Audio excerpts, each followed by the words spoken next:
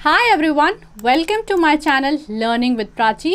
आज हम पढ़ेंगे क्लास 12 फिजिकल एजुकेशन की यूनिट 4 जिसका नाम है physical education and sports for CWSN, that is children with special needs. तो कौन कौन से टॉपिक हमने कवर कर लिए थे? ऑर्गेनाइजेशंस प्रमोटिंग डिसेबिलिटी स्पोर्ट्स, जिसमें हमने पढ़ा था special Olympics, Paralympics and Deaflympics. And हमने ये भी पढ़ा था कि ये जो ऑर्गेनाइजेशंस हैं वो स्पेसिफिकली किन तरीके के बच्चों के लिए काम करती हैं, राइट। एंड आज हम पढ़ेंगे advantages of physical activities for children with special needs, यानी जब हम CWSN के बच्चों को स्पोर्ट्स में शामिल करते हैं, स्पोर्ट्स खिलाते हैं, तो उसका क्या बेनिफिट, क्या एडवांटेज इन बच्चों को मिलता है। And then there is strategies to make physical activities accessible for children with special needs, यानी ये जो CWSN के बच्चे हैं जो किसी तरीके की फ़िज़िकल डिसेबिलिटी से पीड़ित हैं, इंटेलेक्चुअल डिसेबिलिटी से पीड़ित हैं या डेफ हैं, क्या क्या ऐसी स्ट्रैटेजीज़ बनाएं, प्लान्स बनाएं, स्टेप्स लें ताकि हम इन बच्चों को स्पोर्ट्स में शामिल कर सकें, राइट। सो आगे बढ़ने से पहले अगर आप मेरे चैनल पर न्यू हैं so please subscribe to my channel, and अगर आपको ये वीडियो अच्छी लगे, समझ में आए, then you can like this video. So हमारा पहला टॉपिक है advantages of physical activities for children with special needs.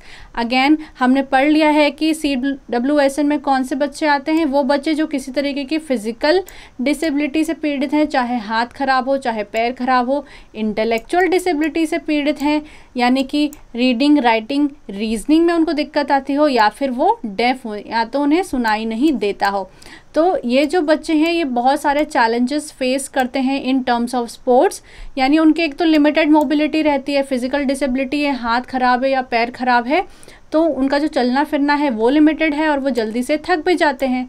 जो बच्चे इंटेलेक्चुअल डिसेबिलिटी से पीड़ित हैं, यानी उनको रीडिंग, राइटिंग, रीजनिंग में दिक्कत आती है, तो उनका जीवन तो और भी कठिन होता है, उनको तो और भी चैलेंजेस फेस करने पड़ते हैं। उनकी जो मोटर स्किल्स होती हैं वो अच्छे से काम नहीं करती हैं। मोटर स्किल्स मतलब बोन्स की मदद से जो मूवमेंट होती है उसे मोटर स्किल्स कहते हैं, राइट। जैसे कैचिंग, अगर आप स्पोर्ट्स खेल रहे हैं तो कैच करना कैसे करोगे? अगर आपकी मोटर स्किल्स अच्छी है, आपका जो बॉडी का मूवमेंट है वो अच्छा है, कोऑर्डिनेशन अच्छा है, राइट। अगर आप डांसिंग कर रहे हो तो ये भी आपकी मोटर स्किल है, आपका जो हैंड कोऑर्डिनेशन है, लेग कोऑर्डिनेशन है, पूरा बॉडी का जो कोऑर्डिनेशन है वो अच्छे से होना चाहिए, तभी तो आप डांसिंग कर पाओगे। तो कैचिंग, डांसिंग या जो भी मूवमेंट आप बोन्स की मदद से करते हो उसको मोटर स्किल्स कहते हैं। तो ये जो बच्चे हैं जो इंटेलेक्चुअल डिसेबिलिटी से पीड़ित हैं, जिनको रीडिंग, राइटिंग, रीजनिंग नहीं करते आती है, उनका जो बॉडी का कोऑर्डिनेशन है वो ठीक नहीं रहता है, जिसकी वजह से उनको स्पोर्ट्स में बहुत सारे चैलेंजेस फेस करना रहते हैं। देन स्टडीज़ में ये पाया गया है कि ये जो CWSN के बच्चे हैं, अगर इनको स्पोर्ट्स में शामिल करा जाए, स्पोर्ट्स खिलाए जाए, तो उनका जो वेलबींग है, उनकी जो हेल्थ है वो उसमें सुधार आता है, उनकी हेल्थ अच्छी होती है। और ये जो बच्चे होते हैं, CWSN के जो बच्चे होते हैं, ये स्पोर्ट्स अगर नहीं खेलेंगे तो ये ओबेसिटी का शिकार हो सकते हैं बचपन में, राइट, क्योंकि इनको बहुत सारे टाइप की डिसेबिलिटी होती है, फिजिकल डिसेबिलिटी या इंटेलेक्चुअल डिसेबिलिटी या डेफ होते हैं। तो ये जो हैं स्पोर्ट्स में उतना पार्टिसिपेट नहीं कर पाते हैं, जिसकी वजह से इनकी फ़िज़िकल एक्टिविटी बहुत कम रहती है, जिससे ये ओबेसिटी का शिकार हो सकते हैं, राइट। तो हमको इन बच्चों को स्पोर्ट्स ज़रूर खिलवाना चाहिए। अब हम पढ़ेंगे कि अगर हम इन बच्चों को स्पोर्ट्स खिलाते हैं, स्पोर्ट्स में शामिल करते हैं, तो उसका क्या एडवांटेज इन बच्चों को मिलता है। So first is improvement in muscle strength, coordination and flexibility. तो जब इन CWSN के बच्चों को हम स्पोर्ट्स में शामिल करते हैं तो उनकी मसल में स्ट्रेंथ बढ़ती है, उनका बॉडी कोऑर्डिनेशन अच्छा हो जाता है, उनकी बॉडी में लचीलापन, फ्लेक्सिबिलिटी आ जाती है, राइट। फिर एंड्योरेंस इनका डेवलप होता है। एंड्योरेंस का मतलब क्या है? हमने 11th में भी पढ़ा था कि थकान की कंडीशन में भी अगर बॉडी काम कर सकती है उसे एंड्योरेंस कहते हैं। तो एंड्योरेंस उनका बढ़ता है, उनकी कार्डियोवैस्कुलर एफिशिएंसी, उनकी हार्ट की हेल्थ अच्छी होती है, और उनका जो जीवन है वो लंबा हो जाता है। जितना भी एक्सपेक्टेड लाइफ है उनका, वो उससे थोड़ा ज़्यादा जीते हैं, लाइफ उनकी बढ़ जाती है, राइट। बेटर बैलेंस हो जाता है मोटर स्किल्स का। अगेन मैंने बोला जैसे ये बच्चा कैच कर रहा है बॉल को, पिक कर रहा है, कैच कर रहा है, तो ये क्या है, उसकी मोटर स्किल है, राइट। बैठ रहा है, क्राउल कर रहा है, वो सारी उसकी मोटर स्किल्स हो गई। तो उनकी जो मोटर स्किल्स है वो इम्प्रूव होती है, बेसिकली उनका बोन से जुड़ी जो मूवमेंट होती है वो अच्छी हो जाती है, एंड उनका जो बॉडीली कोऑर्डिनेशन है वो अच्छा हो जाता है, जिसकी वजह से उनको ओबेसिटी, उनमें ओबेसिटी के चांसेस कम होते हैं, मोटापे के चांसेस कम होते हैं, ब्लड प्रेशर की शिकायतें कम होती है और डायबिटीज़ से भी बचा जा सकता है। उसके बाद उनका बिहेवियर अच्छा हो जाता है, राइट, खुशनुमा हो जाते हैं। क्यों? क्योंकि फिजिकल एक्टिविटी के बाद तो सबको ही अच्छा लगता है, बॉडी रिफ़्रेश हो जाती है, माइंड रिफ़्रेश हो जाता है। उनके जो पढ़ने लिखने की जो क्षमता है, एकेडमिक्स में वो अच्छा करते हैं, उनका कॉन्फिडेंस बिल्डअप होता है, और जब वो दूसरे बच्चों से मिलते हैं तो उनकी फ्रेंडशिप भी बिल्ड होती है। तो बहुत सारे पॉजिटिव चेंजेस हमको उनको देखने को मिलते हैं, उनकी हेल्थ में, उनकी क्वालिटी ऑफ लाइफ में, उनके सेल्फ एस्टीम में, उनका कॉन्फिडेंस बढ़ता है, उनकी हेल्थ अच्छी हो जाती है और उनको अच्छी नींद आती है। और जब हम CWSN के बच्चों को स्पोर्ट्स में शामिल करते हैं तो इससे उनका स्ट्रेस, एंजाइटी और डिप्रेशन भी कम होता है, या ये उनको कम होने के चांसेस होते हैं, और उनकी जो एनर्जी है वो बढ़ जाती है, वो हेल्दी हो जाते हैं।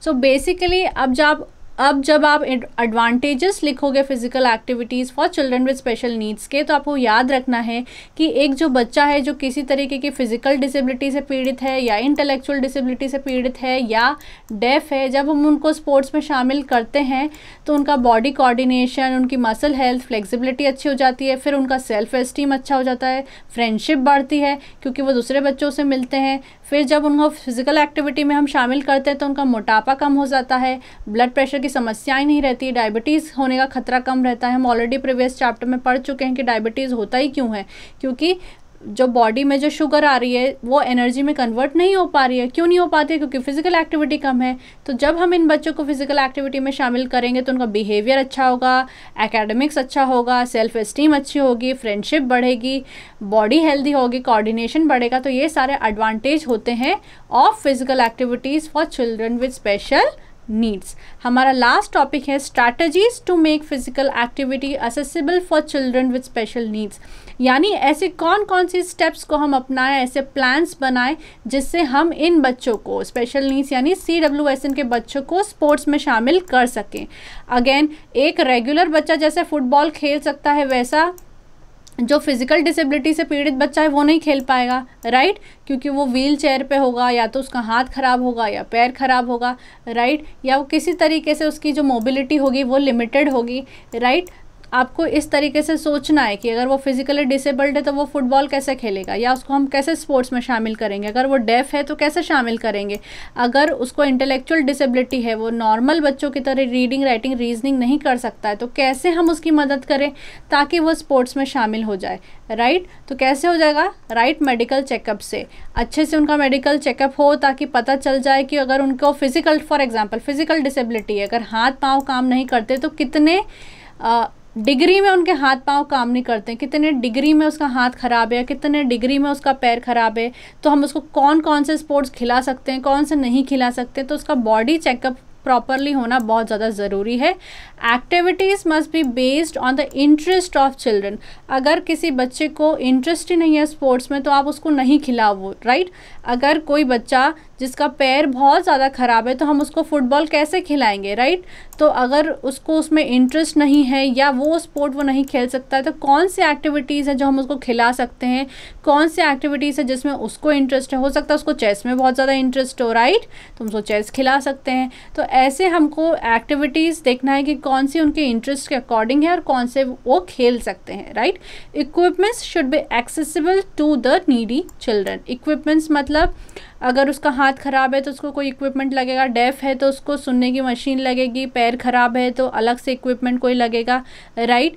तो जो भी इक्विपमेंट्स उनको ज़रूरी हैं वो उनको मुहैया कराएं ताकि वो स्पोर्ट्स में शामिल हों, अच्छे से शामिल हो और खुशी खुशी खेलें। रिलैक्सिंग एनवायरनमेंट हो, ऐसा नहीं हो कि उनको बहुत ज़्यादा प्रेशर फील हो रहा है या इन्वायरमेंट अच्छा नहीं है, राइट। तो रिलैक्सिंग इन्वायरमेंट हो, कामिंग इन्वायरमेंट हो, अच्छा हो, जहाँ पे वो अपने आप को कॉन्फिडेंट महसूस करें, रिलैक्स महसूस करें, ऐसा इन्वायरमेंट होना चाहिए। Rules according to disability and needs, again जैसे जो एक रेगुलर बच्चा है और एक जो फिजिकल डिसेबिलिटी से पीड़ित बच्चा है, तो फिजिकली डिसेबल्ड बच्चे के लिए अलग रूल बनाने चाहिए अकॉर्डिंग टू हिम, राइट। तो rules according to disability and needs. Next is training load should be slowly increased. अगर हम किसी बच्चे को, जो CWSN का बच्चा है, उसे हम कोई एक्टिविटी खिलवा रहे हैं, तो डायरेक्टली हम अगर उसको एक्टिविटी के लिए बहुत ज़्यादा ट्रेनिंग लोड नहीं दे सकते, हमको लोड धीरे धीरे बढ़ाना है। हमने लोड के बारे में क्लास 11th में भी पढ़ा था कि कैसे जो स्पोर्ट्स पर्सन है उनको भी जब हम ट्रेनिंग देते हैं तो हम एकदम से लोड नहीं बढ़ाते हैं। आज अगर कोई रेसलर है और वो रेसलिंग की प्रैक्टिस कर रहा है, ट्रेनिंग कर रहा है, तो अचानक से हम उसको 50 किलो नहीं उठवा देंगे। पहले 20 उठवाएंगे, फिर 30 उठवाएंगे, फिर 50 उठवाएंगे, फिर 60 उठवाएंगे, देन हम वेट बढ़ाते जाएंगे। तो वैसे ही CWSN बच्चों को ट्रेनिंग करते वक्त भी जो ट्रेनिंग लोड है उनका, वो धीरे धीरे ही बढ़ाना चाहिए। एनकरेजमेंट फ्रॉम स्पेक्टेटर्स, जो भी लोग, स्पेक्टेटर्स मतलब जो इन बच्चों का मैच देखने आ रहे हैं, गेम देखने आ रहे हैं, तो जो भी लोग गेम देखने आते हैं इन बच्चों का, उनको बहुत एनकरेज करना चाहिए, इन बच्चों को प्रोत्साहित करना चाहिए। ऐसा नहीं कि उनका हंसी मजाक उड़ा रहे हैं, उनकी हंसी मजाक उड़ा रहे हैं, उनको डिस्करेज कर रहे हैं, नहीं। अगर हम लोग उनका मैच देखने जा रहे हैं तो हमको उनको बहुत ज़्यादा एनकरेज करना चाहिए, अप्रिशिएट करना चाहिए कि ये लोग स्पोर्ट्स में पार्टिसिपेट कर रहे हैं। पार्टिसिपेशन अंडर एक्सपर्ट्स, तो एक्सपर्ट्स की मौजूदगी में ही इन बच्चों को खिलाना चाहिए, क्योंकि इन बच्चों को कभी भी चोट लग सकती है, right. Well instructed and trend properly, again in बच्चों को अच्छे से इंस्ट्रक्शन देना चाहिए किसी भी खेल के दौरान। ट्रेनिंग प्रॉपरली होना चाहिए, क्योंकि इनको कभी भी चोट लग सकती है। चोट लगने के इनके जो चांसेस होते हैं वो ज़्यादा होते हैं, तो इनको प्रॉपरली इंस्ट्रक्शन और ट्रेनिंग देना चाहिए हर गेम की, right. And last is motivated to participate freely, तो इन बच्चों को बहुत ज़्यादा मोटिवेशन देना चाहिए। जो भी कोचेज़ हैं इनके, या जो स्पेक्टेटर्स हैं, या इनके जो दूसरे दोस्त हैं, फैमिलीज़ हैं, इन सब को मिलके इन बच्चों को बहुत ज़्यादा प्रोत्साहन देना चाहिए, मोटिवेट करना चाहिए कि ये लोग भी स्पोर्ट्स में पार्टिसिपेट करें। और एडवांटेजेस क्या हैं अगर ये बच्चे स्पोर्ट्स में पार्टिसिपेट करते हैं? हम पढ़ ही चुके हैं कि इनकी बॉडी मूवमेंट अच्छी होती है, फ्लेक्सिबिलिटी अच्छी होती है, एकेडमिक्स में अच्छा करते हैं, बिहेवियर अच्छा होता है, दूसरे बच्चों से दोस्ती होती है तो वो उनको अच्छा लगता है, right.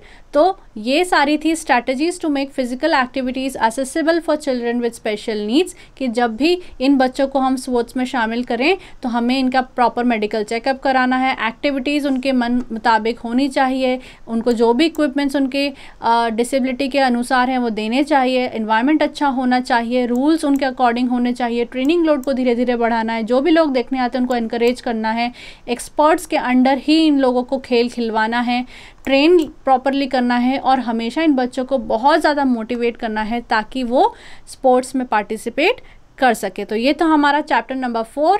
Please subscribe to my channel, like this video, and I'll see you in the next video.